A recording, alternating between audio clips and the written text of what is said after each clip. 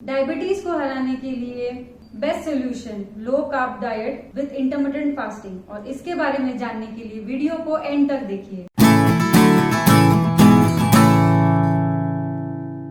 Hello everyone and welcome to my channel. मैं हूं नीलम। मैं एक सर्टिफाइड न्यूट्रिशनिस्ट हूं। करोड़ों भारतीयों की तरह मैं भी एक डायबिटिक हूं और एक स्ट्रेटेजिक डाइट से मैंने अपने HbA1c लेवल्स 11.2 से 8 तक कम किए हैं। मैं आज भी एक डायबिटीज रिवर्सल के जर्नी में हूं। इस चैनल के जरिए मैं आपको डायबिटीज रिवर्सल, उससे जुड़ी बातें, tips, tricks, diet strategies, recipes और कई सारी बातें आपके साथ शेयर करूंगी। तो जुड़िए मेरे साथ इस मिशन में ऑफ डायबिटीज रिवर्सल। इस चैनल को सब्सक्राइब करिए, मेरे वीडियो को लाइक करिए, शेयर करिए और बेल आइकन को जरूर दबाइए ताकि आपको मेरे नए आने वाले वीडियोस का नोटिफिकेशन मिले। तो let's begin with our today's topic. जैसे ही हमें डायबिटीज हो जाता है तो हमें सजेस्ट किया जाता है कि हमें छोटे छोटे इंटरवल पे खाना खाना चाहिए। उसके दो रीजंस होते हैं। एक कि हम मेडिसिन पे होते हैं जो हमें खाने के हिसाब से लेनी होती है, खाने के टाइमिंग के हिसाब से। और दूसरा पॉइंट ये होता है कि जो हम ब्लड टेस्ट करते हैं उसमें हमारे शुगर लेवल्स मेंटेन होने चाहिए, उसके लिए वो कहा जाता है। तो ये सारी चीजें हम इसलिए करते हैं ताकि हमारी शुगर लेवल्स मेंटेन रहे। बट ये हमारा गोल अब है ही नहीं। हमने ये सीख लिया है कि शुगर लेवल्स हमारी प्रॉब्लम नहीं है, बल्कि इंसुलिन रेजिस्टेंस हमारी प्रॉब्लम है। एक एग्जांपल दूं तो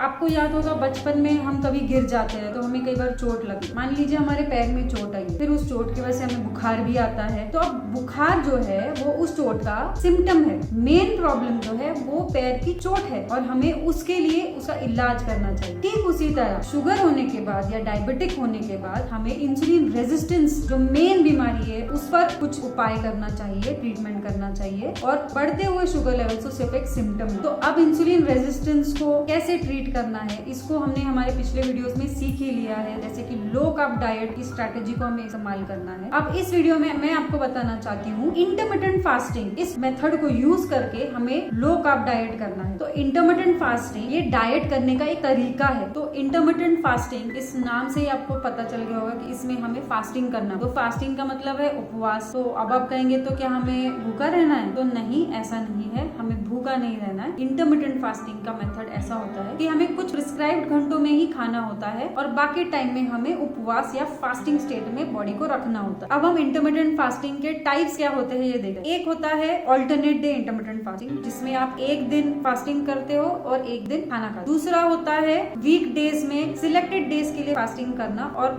बचे हुए सिलेक्टेड डेज में खाना। तो इसका रेशियो होता है 5:2, यानी कि 5 दिन आप खाओगे और 2 दिन आप फास्टिंग करोगे। और तीसरा मेथड होता है जिसमें आपको दिन के जो 24 घंटे हैं उनको एक पर्टिकुलर रेशियो में आपको डिवाइड करना है और उस हिसाब से आपको खाना खाना। तो उसके भी 3 तरीके हैं, जैसे 16:8, यानी कि आपको 16 घंटों का फास्टिंग करना है और 8 घंटे का पीरियड जो है उसमें आपको आपका खाना खाने का टाइम रखना है। दूसरा है 15:9, जिसमें आपको 15 घंटे का उपवास रखना है और 9 घंटों में आप अपना खाने का विंडो रख सकते हो। और तीसरा ऐसा भी होता है कि 14:10, जैसे 14 घंटों का आपको उपवास करना है और 10 घंटे आपको खाना है। अब अगर आपको ये 14, 15 या 16 घंटे का भी पीरियड बहुत ज्यादा लगता है फास्टिंग करने के लिए, तो शुरुआत में आप 12 आवर्स का विंडो रख सकते हैं, जैसे कि 12 घंटे का उपवास और फिर 12 घंटे का टाइम पीरियड जिसमें आप खाना खा सकते हैं। फ्रेंड्स, मैं एक और बार कहना चाहती हूँ, इंटरमिटेंट फास्टिंग मतलब भूखा रहना नहीं है। इंटरमिटेंट फास्टिंग में बस हमें कुछ घंटों के लिए बॉडी को फास्टिंग स्टेट में रखना है और बचे हुए घंटों में हम खाना खा सकते हैं। Give yourself at least a month, 1 महीने के टाइम में आपको 100% पता चल जाएगा कि आपको कौन सा इंटरमिटेंट फास्टिंग सूट करता है। अब मैं आपको 16:8 रेशियो में इंटरमिटेंट फास्टिंग कैसे करते हैं इसका एग्जाम्पल देती हूँ। मान लीजिए आप ऐसे बंदे हो जिसको ब्रेकफास्ट सबसे इंपॉर्टेंट होता है दिन के खाने में, तो आप सुबह 10 बजे से लेकर शाम के 6 बजे तक आपका ईटिंग विंडो रख सकते हैं और फिर आप शाम के 6 बजे से लेकर दूसरे दिन सुबह 10 बजे तक आपका फास्टिंग विंडो रख सकते हैं। दूसरा एग्जांपल कि आपको दोपहर के 12 बजे ईटिंग विंडो शुरू करना है, जो आपको रात के 8 बजे तक आप शुरू रख सकते हैं। फिर आपका फास्टिंग विंडो रात के 8 बजे से शुरू होता है और दूसरे दिन 12 बजे तक खत्म हो जाता है। Now let's discuss intermittent fasting diabetes reversal में कैसे हेल्प करता है। जैसे हम फास्टेस्ट स्टेट में बॉडी को रखते हैं तो क्योंकि हमने कुछ खाना ही नहीं खाया तो कोई मैक्रोन्यूट्रिएंट हमारे फूड सिस्टम में गया ही नहीं है, तो ऑब्वियस है कि कार्बोहाइड्रेट भी नहीं है। Now since there is absence of carbohydrate, तो ग्लूकोज का भी फॉर्मेशन नहीं होगा और इंसुलिन का रिलीज भी नहीं होगा। इस वजह से इंसुलिन की सेंसिटिविटी बढ़ेगी और इंसुलिन का रेजिस्टेंस कम होने वाला। नाउ फ्रेंड्स, इसी वक्त बॉडी का जो बाकी के सारे फंक्शंस चलते हैं उसका एनर्जी के इस्तेमाल कार्बोहाइड्रेट का ना करते हुए फैट को एज अ फ्यूल इस्तेमाल किया जाएगा। इसका मतलब अब फैट फैट का एनर्जी में कन्वर्जन हो रहा है तो हमारा ओबेसिटी भी एड्रेस हो रहा है, यानी कि हमारा मोटापा कम होने वाला है। कई लोग कहते हैं कि फास्टिंग करने की वजह से क्या हमारे बॉडी को एनर्जी लेवल्स बहुत कम हो जाएंगे, क्या हमें बहुत थकान महसूस होगी। तो ऐसा बिल्कुल नहीं है। इस पे काफी सारा रिसर्च भी हो चुका है और इसके प्रूफ्स भी अवेलेबल है और इसमें यही कहा गया है कि इंटरमिटेंट फास्टिंग करते वक्त हमारे बॉडी में ग्रोथ हार्मोन का सिक्रीशन बढ़ जाता है और एड्रेनलिन भी ज्यादा सिक्रीट हो जाता है। उस वक्त मसल रिटेंशन होता है और फैट लॉस का प्रोसेस ज्यादा हो जाता है। तो इस प्रोसेस में मेटाबॉलिज्म बढ़ जाता है with respect to fat loss. Also it is noticed कि इंटरमिटेंट फास्टिंग की वजह से सेल रिपेयर जो प्रोसेस है उसमें इंक्रीज हो जाता है। सेल रिपेयर फंक्शनिंग में इंक्रीज होने की वजह से एंटी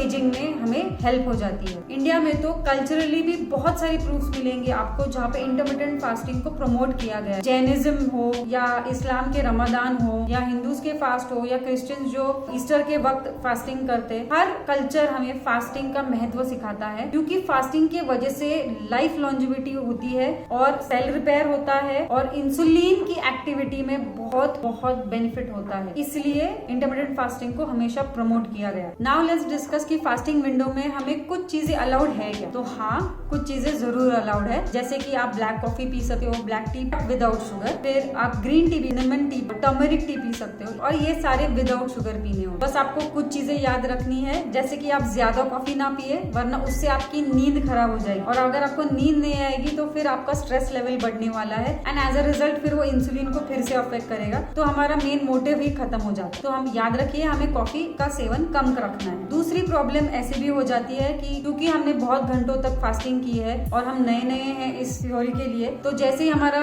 ईटिंग पीरियड या ईटिंग विंडो शुरू हो जाता है हम बहुत ज्यादा खाना खा लेते हैं। तो हमें ऐसा नहीं करना है, हमें अपने आप को कंट्रोल करना है। और वैसे भी हमने तो लो कार्ब डाइट करना ही है, तो हमने सीख ही लिया है और ये हमने तय भी कर लिया है। तो हमें ईटिंग पीरियड में low carb diet of a fixed calorie intake उस पीरियड में इंटरवल्स पे खाना है। कंक्लूजन में मैं आपको ये कह सकती हूँ कि इंटरमिटेंट फास्टिंग से आपके शुगर लेवल्स तो कंट्रोल हो ही जाते हैं, साथ ही साथ आपका इंसुलिन रेजिस्टेंस का प्रॉब्लम भी सॉल्व हो जाता है। ईटिंग विंडो में आपने लो कार्बोहाइड्रेट डाइट करके अपना ग्लूकोज लेवल को मेंटेन किया है और इंटरमिटेंट फास्टिंग करके फास्टिंग पीरियड में आपने इंसुलिन रेजिस्टेंस और सेंसिटिविटी के ऊपर काम किया। तो इस हिसाब से आपको एक तीर में दो निशान हो जाते हैं। Also my dear friends, sugar तो कंट्रोल हो ही रही है, डायबिटीज में तो मदद हो ही रही है, पर क्योंकि अभी हमारा फैट बर्न हो रहा है तो हमारा फैट लॉस हो रहा है, यानी कि हमें ओबेसिटी से भी छुटकारा मिल रहा है। अगर आपको मेरा ये वीडियो पसंद आया हो तो वीडियो को लाइक करे, शेयर करे और मेरे चैनल को सब्सक्राइब करे। अगर आपके कोई भी क्वेरीज है या डाउट्स है मुझे कमेंट बॉक्स में जरूर बताइए। मेरे वीडियो को देखने के लिए थैंक यू।